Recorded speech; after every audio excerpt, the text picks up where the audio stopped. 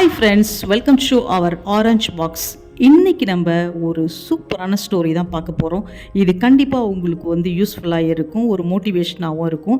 நம்மளுடைய சேனல் பிடிச்சிருந்துச்சுன்னா லைக் பண்ணிவிடுங்க, ஷேர் பண்ணுங்கள், சப்ஸ்கிரைப் பண்ணுங்கள். நெக்ஸ்ட் வீடியோ போக எனக்கு ஒரு மோட்டிவேஷனாக இருக்கும். வாங்க வீடியோக்குள்ளே போகலாம். ஒரு யூத வியாபாரி மரணப்படுக்கையில் இருந்தார்.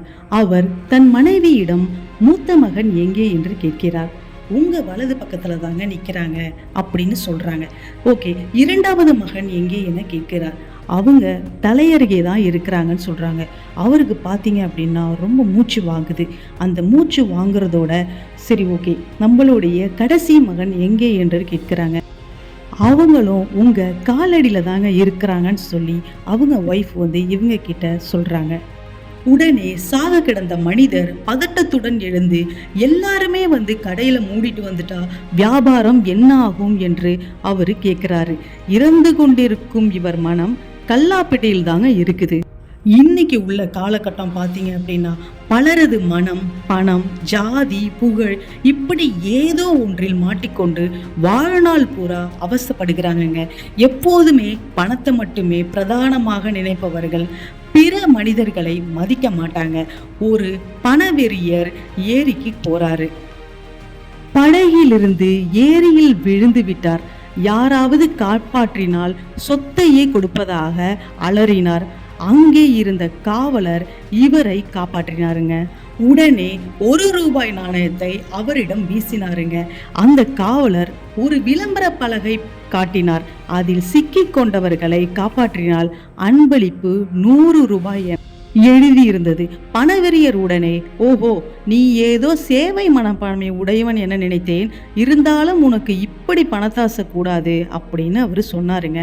உடனே காவலர் சிரித்தபடியே, ஐயா, பணம் தான் முக்கியம் என்றால் உங்களை சாக விட்டிருப்பேன். அதே அந்த பலகையை பாருங்க என்றார்.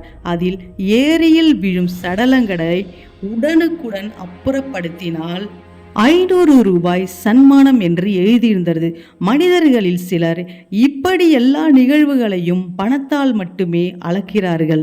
அளவான பணம் அவசியம்தான், நம்ம காப்பாற்றுறோம், அது நம் காவல்காரன்.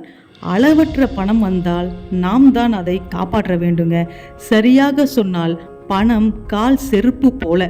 செருப்பு அளவு குறைந்தால் கடிக்கும், கூடுதலாக இருந்தால் காலை வாரிவிடுங்க. பணம் என்பது பயன்படுத்துறதுக்கு மட்டும்தாங்க, கொண்டாடி குவித்து வைக்க அல்ல. பணம் சம்பாதிப்பது மூச்சு விடுவது போல். எவ்வளவு காற்றை நாம் இழுக்க முடியுமோ அவ்வளவு இழுக்க வேண்டும். ஆனால் இழுத்த காற்று முழுவதையும் அப்படியே உள்ள வைத்திருக்க முடியுமா? வெளியே விட்டே தான் ஆக வேண்டும். இந்த இயக்கம் தாங்க ரொம்ப முக்கியம். ஒருவர் பணம் சம்பாதிப்பதிலேயே குறியாக இருந்தார். கோவில், குளம், தானம், தர்மம் எதுவுமே செய்வது கிடையாது. அவர் நண்பர் எரிச்சலுடன் இவரிடம், நீ செத்தா சொர்க்கம் செல்வாயா நரகம் செல்வாயா என்றதற்கு, வியாபாரம் எங்கு நல்லா நடக்குமோ அங்க போகணும் என்று சொல்லியிருக்காருங்க. எப்படி உள்ளது பாருங்க. ஒரு குறிப்பிட்ட வயதில் பணம் சம்பாதிக்க ஆரம்பித்த மாதிரியே ஒரு குறிப்பிட்ட வயதிலும் சம்பாதிப்பதை நிறுத்தி கொள்ள வேணுங்க. கல்லறைக்கு போகும்போது சில்லறை பற்றி கவலையோடு போகக்கூடாது.